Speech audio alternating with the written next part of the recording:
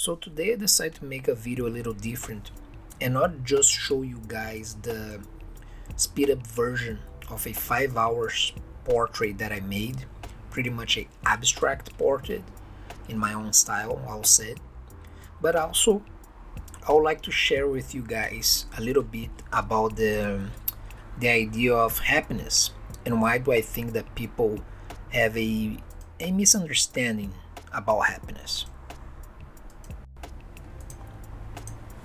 So we know that most people they search for happiness, right? Or they consider happiness one of the most important things in life, or they have this huge focus on being happy as the main reasoning for life. And also, um, happiness is something that became almost like a cliche. We hear so much about how to be happy, the secret for happiness, and things like that. And I think although it's very popular, the term is very popular, I think there is a big misconception about what happiness really means, and people fail to really dive deep on what it means to be happy. I'm not a specialist, but through my years of reflection, philosophy, study, and of course some life experience, I think I was able to get some great insights, and I would like to share those insights with you. For most people, right, when you ask what is to be happy, a lot of people will say, "Oh, it is to be health, it is money, success, financial stability, family, for example, or comfort, or even like travel." Those common things that people always mention. But that's not necessarily true because, for example, how many times we met people that they have a lot of those things, or maybe even all of them, like a celebrity, for example, and they're actually miserable inside. Sometimes they even ended up killing themselves. And in the other side, we might have someone in the completely opposite situation that have a rough family situation, maybe someone that is poor, and maybe someone that is in the hospital, and that person it's much more happier than that celebrity, for example. And of course I'm using celebrity just because it might be an extreme example that it's a little easier to use. But why is that? And what is really happiness then? Well, I believe that happiness is a state of being, and it's being able to become in peace internally, right? By achieving, or at least trying to achieve, your ideal self. So pretty much is being able to sync your decision making with who you want to become. I know it sounds a little weird, but just hold for a second and I'm gonna explain a little better what I mean. So the ideal self, at least the expression that I use, the ideal self, is who you want to be, consciously or unconsciously, based on your principles, right? And what you believe is the ideal version of yourself, for example. So you have a ideal version of yourself that sometimes you might elude yourself and think that you know who it is, but the truth is that everyone, even if, and most of the times it is unconsciously, you have a ideal self version of you that you know that that's who you really should be. That's what you consider important, and that's why usually your principles in life and your virtues, uh, they come from that ideal self, right? So pretty much the formula of happiness is actually simple, but the understanding of it and the understand of what is your ideal self, it's a little more deep and complex, because pretty much the formula of happiness will be to make decisions that are in sync with your ideal self. Every time you make a decision that it's in sync with your ideal self, you become happier. Every time you make a decision that it's not in sync, that goes against your ideal self, you create an internal conflict, like internal fight, unbalance, and that's the reason for your misery, for your suffering. And I'm mentioning a lot of about decision because decision is pretty much the key to understand yourself, your ideal self, right? Because everything we do in life, it's ruled by decisions. From the moment that we are born to the moment we die, from the moment that we wake up to the moment that we go to sleep, we're constantly making different decisions, and those are the ones that define our day and who we are and who we will become. So if the secret, right, of being happy is to make decisions that will be always in sync or aligned to your ideal self, why we don't do that, right? And how will we know which decisions to make? And I think that's when it comes the pain and the pleasure issue. You see, every decision that we make, it's always focused on pain and pleasure. We always take in consideration pain and pleasure, and of course uh, the essence of pain and pleasure. When I mean pain, it doesn't mean necessarily physical pain. It's everything that will cause you discomfort, and pleasure is everything that will bring you like pleasure. Like eating something good, staying late in bed, or even more abstract things that we don't realize that are related to pleasure and to pain. For example, maybe not confronting someone, because again, you're avoiding the pain, you're searching for pleasure, maybe you want to be liked more, maybe you want to be included. So, pretty much every single action that we have, every single decision that we make, we always consider pain and pleasure. But we have to understand that we have also something that I call duty, and the duty, it's synced to our ideal self. So we almost like having this triangle, right? And the three sides of the triangle will be duty, pain, and pleasure. But you have to understand that duty, it's always going to be above pain and pleasure, because in order to fulfill your duty, right, sometimes you're going to have to make decisions to be in sync with your duty, with your ideal self, and those decisions, they're going to bring you pain, or they're going to lack the pleasure that you want and that you search. So that's the trick part, how to focus in the duty and understand and be aware that pain, it's actually part of life. And I think that's why people fail to understand happiness. They think happiness is pretty much always be in a good mood, never have to deal with conflict, never have to deal with suffering. But nature of life includes suffering and includes a pleasure.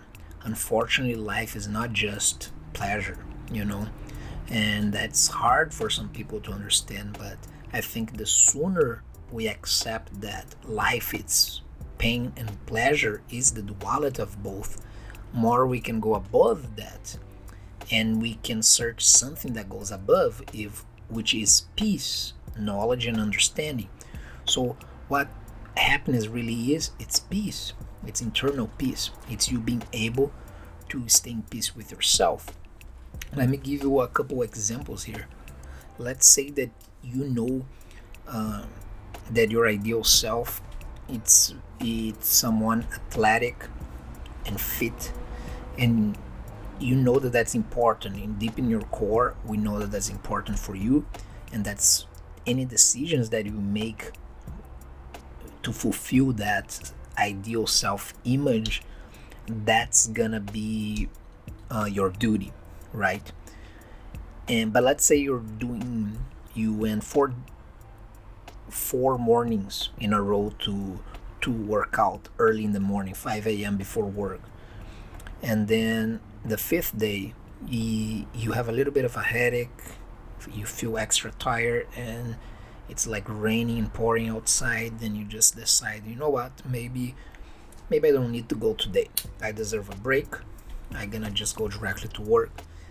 And then you go to work, and someone brings you a box of donuts and say, today's raining, we deserve some junk. And you know what, that's true. And then you go there and you eat your box of donuts, but then you go home and you just feel crappy, and you start to have that internal chatting to yourself, like, oh, I shouldn't have done that, why I did this, I was doing so good.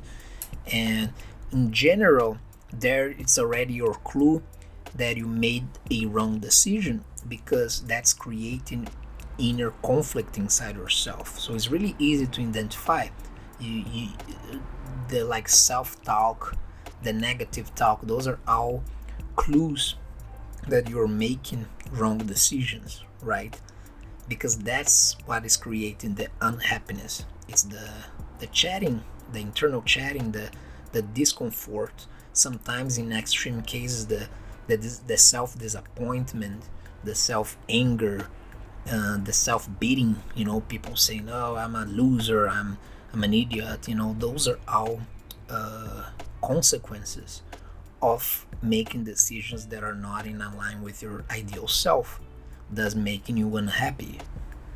And even the way you treat someone, for example, maybe you're in a group of friends and they're all being jerk to someone, and you kind of act a little jerk too because you want to be included, but you feel that guilty after or something like this.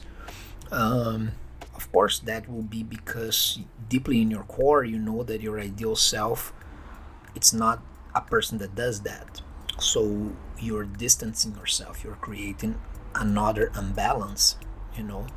So the challenge is really to identify, by making daily decisions, identify what fulfills your duty, right? What is in sync with your ideal self, and try to always put your duty above pain and pleasure, because, for example, one extra example here, let's say that, and that's an example of avoiding pain. Let's say that maybe your boss tells you something that you don't like, and he tells you for the third time, and you just let it go because you're trying to avoid the confrontation, and you think that's the best way. You think like, why I gonna discuss with him, he's ignorant. But deeply in your core, you feel angry. You feel like, I should have said that, I should have done that, that's a jerk. So that's another clue. Even trying to lie to yourself that you're trying to forget that, deeply that is affecting the image of your ideal self, right? That's affecting who you want to be. So the right decision there was to actually confront your boss, even if that could have harmful consequences. It still technically will make you happier. And of course, I don't want you to think, like I said, that I'm a specialist. That's just a theory. Have a lot to do with integrity. It's about being integral to who you really are. It's almost like when you're born, you have this script, this image of who you came to be. And if you're not following that script, you're creating misery inside yourself. Almost like you are hired to do a movie, and they give you a script to be a character, right? Which we can say it's our ego, for example.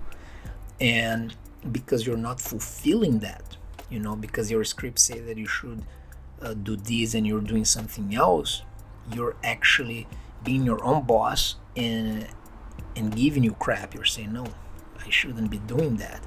So you feel disconnected to your own self. That's pretty much it. And also, it doesn't help that when you're born, as we get older, we start to get a lot of influence from society, from our parents, from our friends, and then we start to create masks, right? Different masks to protect ourselves. Maybe to show, to pretend that you're stronger, maybe to pretend that you're cooler, maybe different things that we start to create layers in our personality that eventually it becomes harder and harder to understand our ideal self. But I'll argue that the only way to actually achieve happiness is to being your true self. That's the main thing. By being your true self, it doesn't matter if you are in a terrible situation, if you're being tortured, you're gonna technically be more peace than someone that is not aligned with their ideal self. But it's actually very important that we also understand that if this theory is right, it doesn't matter if your decision was wrong, but if your decision making process was wrong, that's what really gonna make you unhappy. And what's the difference and what I mean with that? For example, maybe you made a decision that you should go to an interview for a job because it's related to the self image that you believe you have, the self, your ideal self. Maybe you wanted to be a doctor and an opportunity came, and maybe you spent a lot of money, you did a class, and you went to this person that gave you opportunity, and you ended up being scammed. You spent a lot of money maybe, and things didn't work out. So you could internally think that that's a wrong decision, but that, like I said, just because you made a decision that didn't give you good results, it doesn't mean that that was a wrong decision. Maybe that decision was aligned with your true self, was aligned with your ideal self, right? But it was just not, it simply didn't work for you because you don't have control of everything, every circumstance in life. But still, you made the right decision. And we have to pay attention to that because that's another clue, that's another way of understanding our ideal self. Because even if you make a decision like that and things didn't work out, you're probably not gonna beat yourself as much as if you didn't do the decision and then you regret because you never will know the consequences of it. So you see, it's not really about the results of your decisions, but about the act of making the right decisions. That's what is important for your ideal self to preserve that image and to make yourself feel happy or feel in inner peace.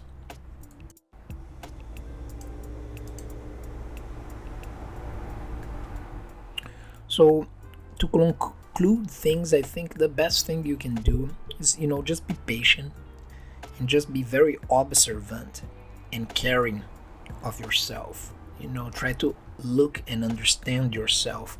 And when I say meditate, not that you necessarily need to sit in a specific pose and close your eyes, but meditate as reflect, as observe what happens with you, what happens in your body, in your mind, in your emotions when you're making decisions. Try to understand yourself. Try to comprehend who you are and how you feel, especially every time you make a decision, from a big decision to a banal, simple decision. Just be patient and be caring of yourself and learn with it. Reflect. It's never too much to think. I think nowadays people are lazy and they forget to think, especially with the phones. You're in your phones and you're being constantly entertained, and it becomes harder and harder to look inside and pay attention to yourself and understand yourself. So it's really important that we give some times to just take a walk without your phone and just try to observe who you are, take a look in your day and what you make, and if you feel proud. In the end of the day, there is a quote, I forgot who said that, but he said o sono, in Portuguese it's like o sono dos justos, which means pretty much uh, those that sleep uh, with a peace mind, you know, which means that when you acting pretty much according to your ideal self, you're gonna have that peaceful sleep. You're gonna feel proud. You're gonna feel like I did what I supposed to. If you have any ideas on your own, or if you disagree with me, please share your ideas in the comments. Like I say, I'm not the owner of the truth. That's just my point of view, and I think points of view, they can always change, you know. People have to constantly be evolving, so I don't expect to have the same point of view, for example, in 5 years. Or maybe I will, maybe it will be even stronger, who knows. But that's why it's important, the discussion is important, to share knowledge and try to understand ourselves. Hope you enjoyed this video, and stay tuned for the next one. I'm probably gonna be posting the next one next week already. Thanks so much.